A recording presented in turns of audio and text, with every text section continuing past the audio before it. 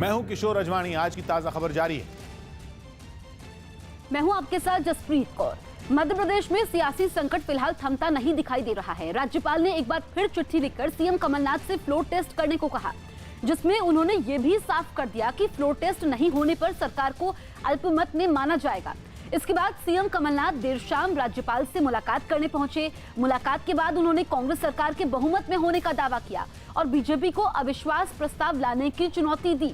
मध्य प्रदेश के सियासी संकट पर आज सुप्रीम कोर्ट में सुनवाई होनी है। पूर्व सीएम शिवराज सिंह चौहान की ओर से दी गई याचिका में 24 घंटे के अंदर फ्लोर टेस्ट करवाने की मांग की गई है। इससे पहले सोमवार को विधानसभा के स्पीकर ने राज्यपाल के अभिभाषण के बाद विधानसभा की कार्रवाई को 26 मार्च तक स्थगित कर दिया था। आज के दिन हमारी सरकार की बहुमत है। हमने पिछले महीनों में ये सिद्ध किया है। अगर कोई कहता है कि हमारी बहुमत नहीं है, अविश्वास प्रस्ताव ले आए। मुझे क्यों फ्लोर टेस्ट कराना? फ्लोर टेस्ट तो वो करें। कोरोना वायरस के खतरे को देखते हुए रेलवे ने स्टेशनों और ट्रेनों की साफ सफाई का काम शुरू कर दिया। रेलवे के मुताबिक एहतियातन देश के सभी स्टेशनों और ट्रेनों को सैनिटाइज किया जा रहा है ताकि यात्रियों को कोरोना वायरस से बचाया जा सके। और इसके लिए नई दिल्ली रेलवे स्टेशन पर ट्रेनों की साफ सफाई की गई। हर उस चीज को सैनिटाइज किया गया जिसे सफर के दौरान यात्री कई बार छूते हैं। कोच की शुरुआत में ही ये जो रेलिंग्स है जिनको फिलहाल वो साफ कर रहे हैं। ऊपर चढ़ने के लिए आप अक्सर इस रेलिंग का इस्तेमाल करते हैं, इस ग्रिल का इस्तेमाल करते हैं। ट्रेस जो है वहाँ पर जहाँ पर लोग बैठते हैं उनके बीच में ट्रेस जो है उनको साफ किया जा रहा है, डिसइंफेक्ट किया जा रहा है। रेलवे ने बताया कि कोरोना वायरस के खतरे को देखते हुए सभी स्टेशनों पर ट्रेनों को सैनिटाइज किया जा रहा है और इसके लिए सफाई कर्मचारियों की कई टीमें बनाई गई। भारतीय रेल में डेली लाखों पैसेंजर्स ट्रैवल करते हैं और ये कोरोना वायरस का थ्रेट जो आया है उससे डील करने के लिए हम लोग वॉर फुटिंग पे कोचेज की साफ सफाई और डिसइंफेक्ट करने का काम कर रहे हैं। ट्रेनों के अलावा स्टेशन पर भी कर्मचारियों को रेलिंग, सीढ़ियों और दूसरी चीजों को साफ करते देखा गया। रेलवे में सिर्फ कोच के अंदर ही नहीं बल्कि पूरे प्लेटफॉर्म को भी सैनिटाइज किया जा रहा है। ये तस्वीरें आप देख रहे हैं। सबसे पहले वो रेलिंग जिसको छू कर लोग सबसे ज्यादा निकलते हैं उनको सैनिटाइज किया जा रहा है। वहीं दिल्ली की तरह मुंबई में भी कोरोना वायरस से निपटने के लिए ट्रेनों की लगातार सफाई की जा रही है। मुंबई और उसके आसपास के जिलों में रोजाना 3000 लोकल ट्रेनें दौड़ती हैं। ऐसे में रेलवे ने इन सभी ट्रेनों को सैनिटाइज करने का फैसला किया है। इसके लिए सफाई कर्मचारियों को काम में लगाया गया है। ट्रेनों की सीटें, खिड़कियां, हैंडल, रेलिंग और सामान रखने के लिए लगे रैक को भी सैनिटाइज किया जा रहा है ताकि कोरोना वायरस को फैलने से रोका जा सके।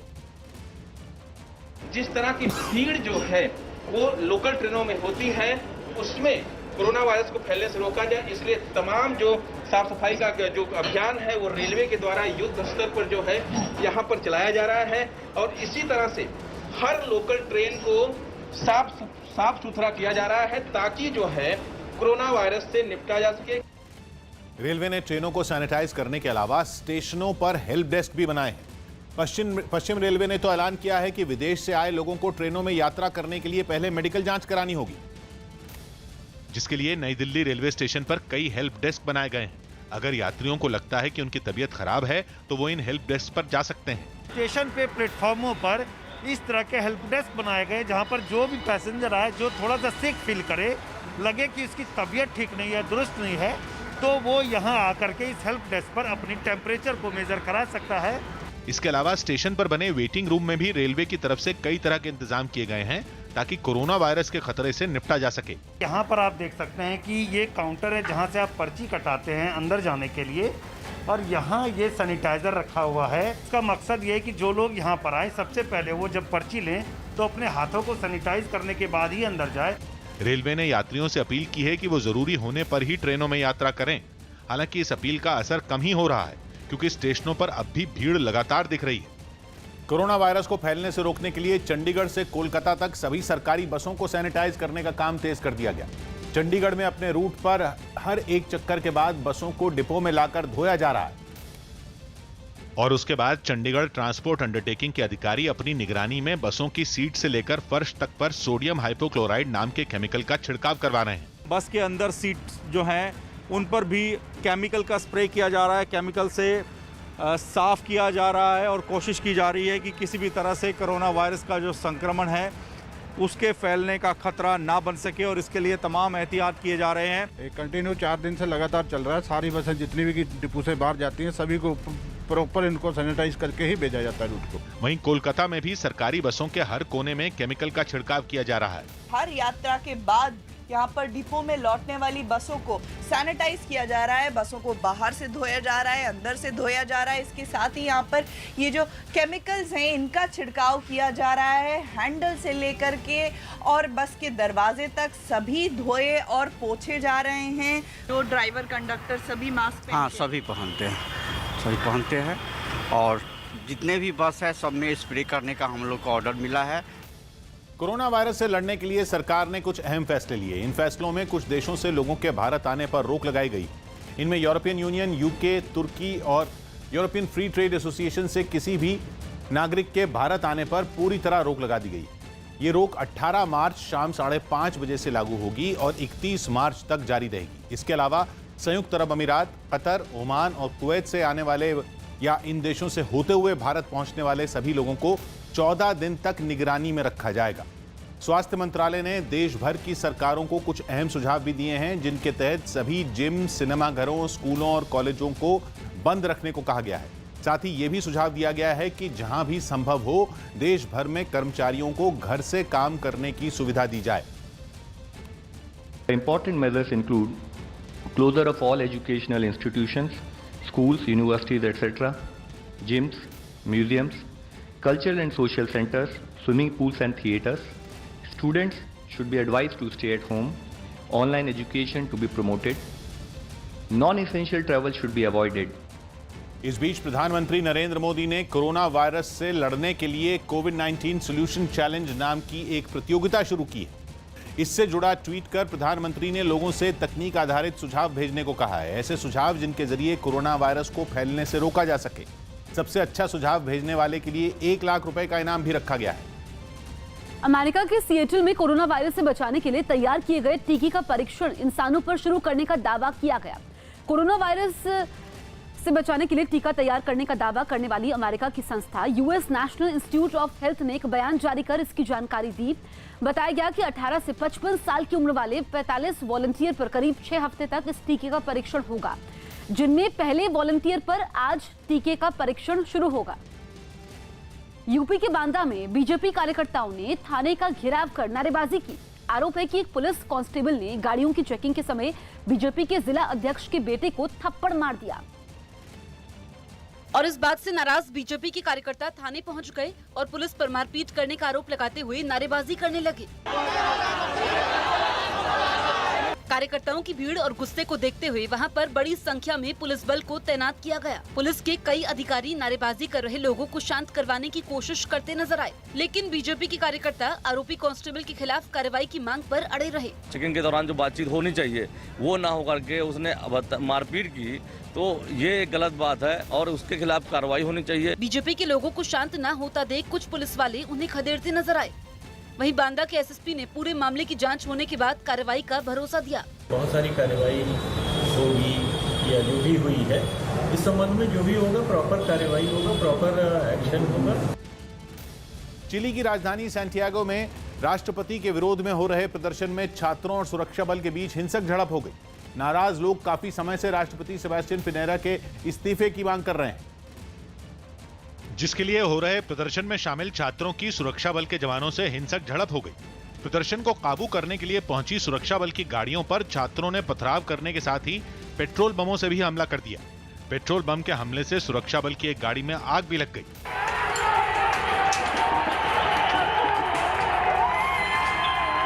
हालात बिगड़ते देख सुरक्षा बल की गाड़ियां पीछे हटने लगीं, लेकिन प्रदर्शन में शामिल लोग शांत नहीं हुए और लगातार पथराव करते रहे, जिसके बाद सुरक्षा बल के जवानों ने पानी की बौछार कर इन प्रदर्शनकारियों को रोकने की कोशिश की, जबकि एक गाड़ी से आंसू गैस भी छोड़ी गई। लेकिन प्रदर्शन में शामिल लोग पीछे हटने के बजाय सुरक्षा बल की गाड़ियों पर पथराव करते रहे और जब ये गाड़ियां पीछे हटीं तो उन्होंने तालियां बजाकर खुशी भी मनाई।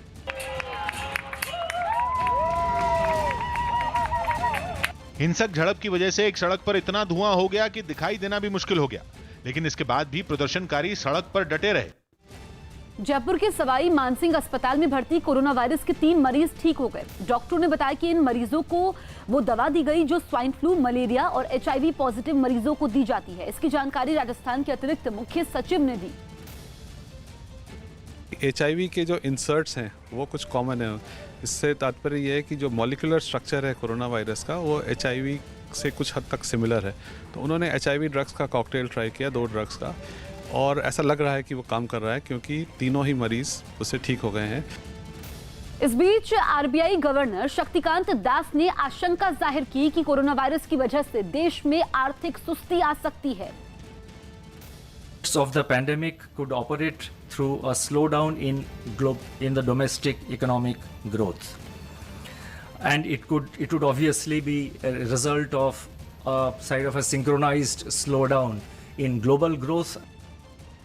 यूपी के मथुरा में दिल्ली आगरा हाईवे पर एक चलते ट्रक में अचानक भीषण आग लग गई। माना जा रहा है कि शॉर्ट सर्किट की वजह से ट्रक के इंजन में आग लगी, जिसने कुछ ही देर में ट्रक के अगले हिस्से को अपनी चपेट में ले लिया। ट्रक से आग की ऊंची ऊंची लपटें निकलने लगीं, जबकि आसमान में काले धुएं का गुबार उठता नजर आया।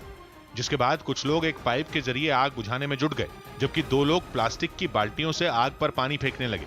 लेकिन ट्रक में लगी आग पर काबू पाना आसान नहीं था। धीरे धीरे ये आग ट्रक के पिछले हिस्से में भी फैल गई, जिसके बाद एक आदमी ट्रक पर चढ़ा और उसमें रखा सामान नीचे फेंकने लगा। बच जाएगा माल, बच जाएगा, फेंको। आग लगने की जानकारी के कुछ देर बाद वहां पहुंचे दमकल कर्मियों ने किसी तरह आग बुझा दी। कोरोना वायरस की वजह से दुनिया भर में मरने वालों की संख्या 7,000 के पार पहुंची। कोरोना वायरस की वजह से दुनिया भर में मरने वालों की संख्या 7,000 के पार पहुंची। चीन के बाद इटली में सबसे ज्यादा लोगों की मौत। कोरोना वायरस के बढ़ते मामलों पर रोकथाम के लिए सरकार ने पुरातत्व विभाग के अधीन आने वाले सभी स्मारक और म्यूजियम को अगले आदेश तक बंद किया। पंजाब के गुरदासपुर में कोरोना वायरस के मामलों से निपटने के लिए मॉक ड्रिल की गई, जिसके तहत शहर के एक मकान से कोरोना के संदिग्ध मरीज को अस्पताल पहुंचाने का अभ्यास किया गया।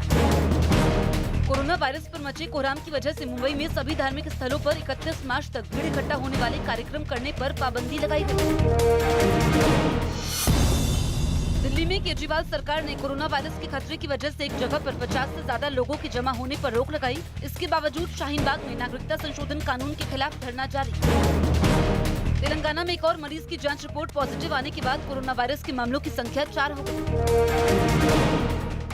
कोरोना वायरस के बढ़ते खतरे को देखते हुए संसद भवन और सुप्रीम कोर्ट में भी काफी सतर्कता बरती जा रही है। इन जगहों पर आने जाने वाले लोगों समेत सभी कर्मचारियों की जांच के लिए विशेष इंतजाम किए गए, जिसके लिए संसद भवन के गेट पर कुछ कर्मचारी मास्क पहनकर अंदर जाने वाले लोगों की जांच करते दिखे। संसद भवन के गेट पर पूरी तरह से जांच करने के बाद ही लोगों को अंदर जाने की इजाजत दी गई। संसद भवन परिसर में भी तमाम तरीके के एहतियात लिए जा रहे हैं, बढ़ते जा रहे हैं। आप यहाँ पर देख सकते हैं कि कर्मचारी हैं, उनका टेम्परेचर चेक किया जा रहा है। इसके अलावा मास्क भी लगाया है।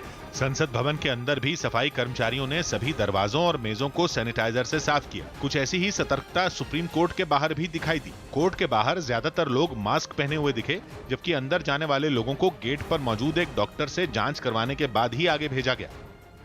साथ ही सुप्रीम कोर्ट ने कोरोना वायरस से बचाव के लिए कई और महत्वपूर्ण फैसले लिए। जानकारी के मुताबिक अब सुप्रीम कोर्ट में 14 की जगह सिर्फ 6 कोर्ट में सुनवाई होगी और सिर्फ जरूरी मुकदमों को ही सुना जाएगा। ऐसे मुकदमे जिनको टाला जा सकता है उन्हें बाद की तारीख दी जाएगी। साथ ही हर मुकदमे में एक याचिकाकर्ता के साथ एक वकील को ही कोर्ट रूम में जाने की अनुमति होगी, जबकि एक कोर्ट रूम में अब सिर्फ 5 पत्रकार ही जा सकेंगे। कोर्ट में आने वाले सभी लोगों को एक फॉर्म भरकर अपनी विदेश यात्रा के बारे में भी जानकारी देनी होगी। सुप्रीम कोर्ट वीडियो कॉन्फ्रेंसिंग के जरिए सुनवाई की कोशिश भी कर रही है ताकि लोगों को कोर्ट न आना पड़े। सुप्रीम कोर्ट की ये कोशिश है कि यहाँ पर कम से कम भीड़ हो और जितनी भी सावधानियां हैं वो बरती जाएं ताकि कोई पैनिक ना हो। और ख़ास तौर पे जस्टिस चंद्रचूड़ ने, जो कि एक कमेटी बनी है उसके हेड हैं, उन्होंने ये कहा है कि लोगों को पैनिक करने की ज़रूरत नहीं है, लेकिन हाँ सावधानियाँ बरतने की ज़रूरत है। कोरोना वायरस से बचने के लिए केजरीवाल सरकार ने कई बड़े फैसले लिए। एक बैठक के बाद मुख्यमंत्री ने बताया कि दिल्ली में किसी भी धार्मिक, राजनीतिक और पारिवारिक आयोजन समेत किसी भी जगह पर 50 से ज्यादा लोगों को इकट्ठा होने की इजाजत नहीं होगी। दिल्ली के हर जिले में भीड़ भाड़ वाली जगहों पर हाथ धोने के लिए मोबाइल वॉश बेसिन लगाए जाएंगे। सभी बड़ी इमारतों के बाहर मौजूद सुरक्षा कर्मियों को सैनिटाइजर दिए जाएंगे ताकि इमारत में जाने वाले लोग अपने हाथ साफ कर सकें। जबकि स्कूल, कॉलेज और स्विमिंग पूल के बाद दिल्ली के सभी जिम, नाइट क्लब और स्पा भी 31 मार्च तक बंद रहेंगे। Religious, social, family, political, cultural ऐसे कोई भी गैदरिंग अलाउ नहीं की जाएगी 50 से ज़्यादा। अभी इसमें शादी को एक्सक्लूड किया गया है, लेकिन हमारी अपील है सबसे कि अगर हो सके तो शादी की डेट्स को पोस्टपोन कर दें।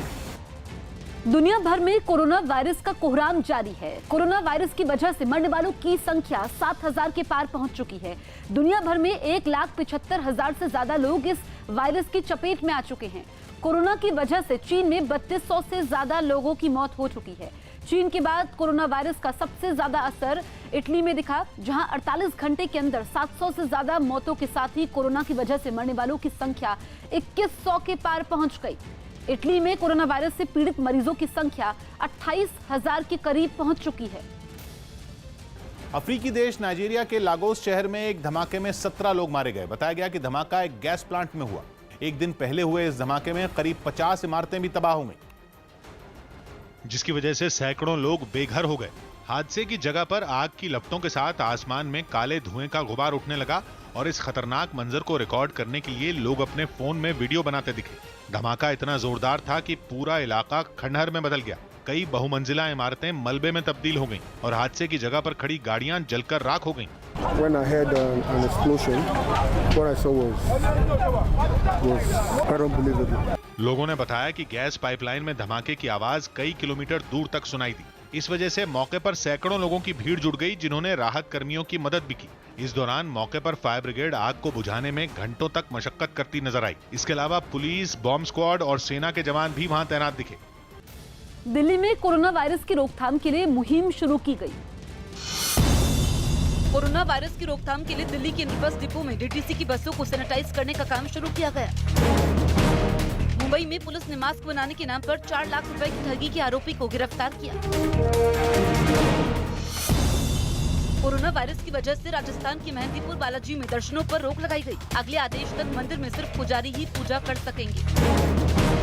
कोरोना वायरस की रोकथाम के लिए अमृतसर के स्वर्ण मंदिर में श्रद्धालुओं के लिए सैनिटाइजर का इंतजाम किया गया। यहाँ पर गुरुद्वारा में सब सैनिटाइजर यूज कर रहे हैं, ये बहुत ही अच्छी कदम है। कोरोना वायरस की वजह से महाराष्ट्र में 31 मार्च तक स्टेट बोर्ड की 10वीं और 12वीं समेत सभी परीक्षाएं रद्द हुई। हालांकि सीबीएसई की परीक्षाओं पर राज्य सरकार ने कोई फैसला नहीं लिया। मुंबई में बीएमसी ने कोरोना वायरस पर रोकथाम के लिए प्राइवेट दफ्तरों में 50% कर्मचारियों के ही काम पर आने का आदेश जारी किया। हालांकि जरूरी सेवाओं वाले दफ्तरों को छूट रहेगी। मध्य प्रदेश विधानसभा में फ्लोर टेस्ट के लिए बीजेपी सुप्रीम कोर्ट पहुंच गई। बीजेपी की तरफ से पूर्व मुख्यमंत्री शिवराज सिंह चौहान ने याचिका दाखिल की और अदालत से 12 घंटे में फ्लोर टेस्ट कराने की मांग की।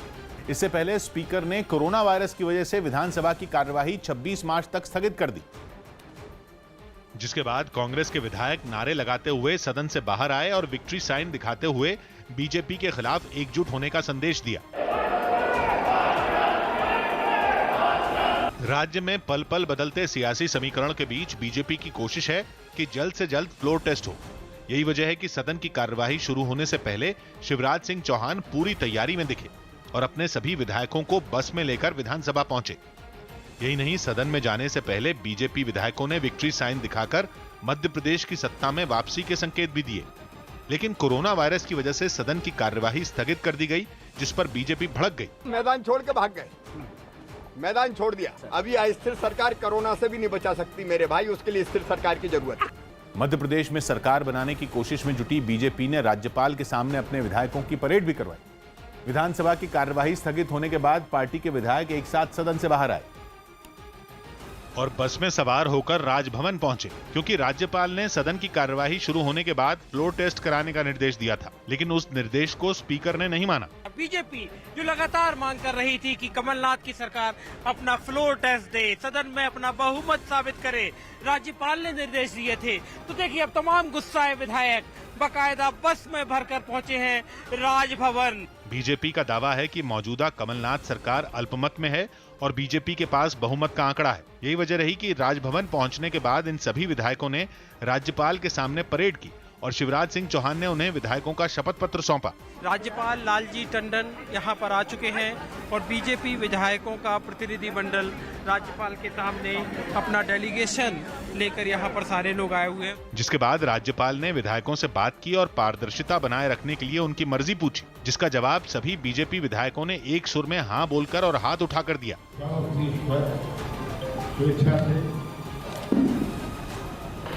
यहाँ पर आए हैं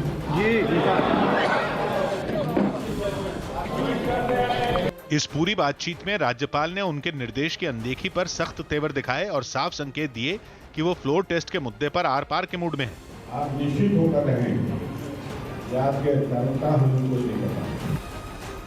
बीजेपी विधायकों की परेड के बाद राज्यपाल लालजी टंडन ने सीएम कमलनाथ को भी चिट्ठी लिखी और 24 घंटे में फ्लोर टेस्ट करवाने के निर्देश दिए। इस मामले में राज्यपाल 2 दिन पहले ही एक्शन में आ गए थे और उन्होंने सीएम को चिट्ठी लिखकर राज्यपाल के अभिभाषण के बाद फ्लोर टेस्ट कराने का निर्देश दिया था, लेकिन सदन के पहले दिन के काम की लिस्ट में फ्लोर टेस्ट को शामिल नहीं किया गया। यहां तक कि राज्यपाल का अभिभाषण 1 मिनट के अंदर ही खत्म कर दिया गया। खबर तो यह भी है कि यह पहले ही तय हो गया था कि कोरोना वायरस की वजह से सदन की कार्यवाही स्थगित कर दी जाएगी। इस बीच बीजेपी नेता अरविंद भदौरिया ने कांग्रेस पर विधायकों की खरीद फरोख्त का आरोप भी लगाया। लेकिन हमारे विधायक ईमानदार हैं, 1 नंबर खड़े हैं, कोशिश कर चुके हैं, 10 पे कोशिश किया, सबने मना किया है। कोरोना वायरस की रोकथाम के स्वास्थ्य मंत्रालय ने एक और एडवाइजरी जारी की है, जिसमें देश भर में जिम, सिनेमाघरों, स्कूलों और कॉलेजों को 31 मार्च तक बंद रखने के लिए कहा गया है।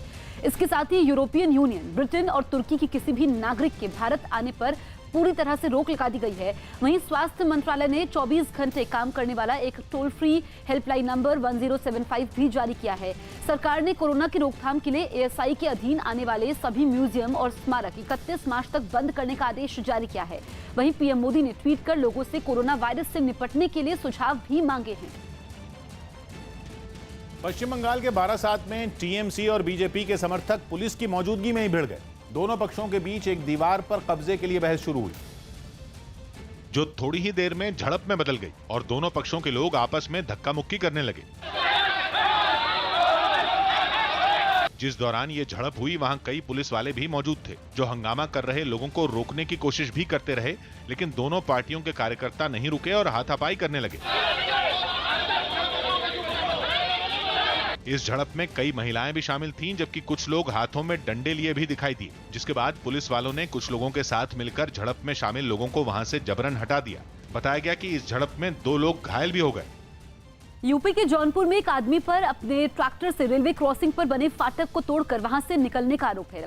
फाटक टूटने के बाद वहां से गुजरने वाली कई ट्रेनें काफी देर तक रुकी रहीं, क्योंकि रेलवे क्रॉसिंग पर बने फाटक के टूटते ही लोगों के बीच वहां से जल्दी निकलने की होड़ मच गई। कोई भी रुकने को तैयार नहीं था, जिसकी वजह से लंबा जैम लग गया और कई ट्रेन रेलवे ट्रैक पर ही फंसी रही। ट्रेन के ड्राइवर ने कई बार हॉर्न बजाकर रेलवे ट्रैक को खाली करवाने की कोशिश की, लेकिन लोग वहां से हटने को तैयार नहीं दिखे।